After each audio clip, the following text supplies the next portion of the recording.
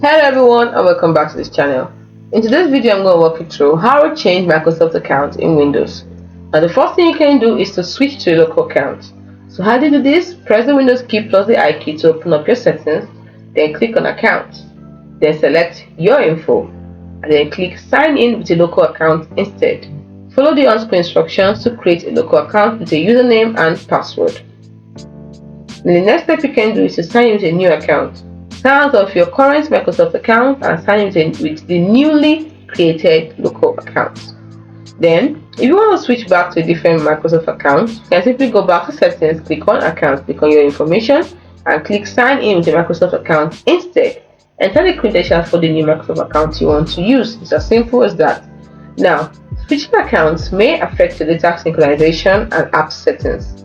Also, it is recommended for you to back up important files and settings before making any significant account changes. This process allows you to effectively change the Microsoft account associated with your Windows device. Hope you found this video helpful. If you did, do not forget to like and subscribe to the channel for more. Thanks for watching.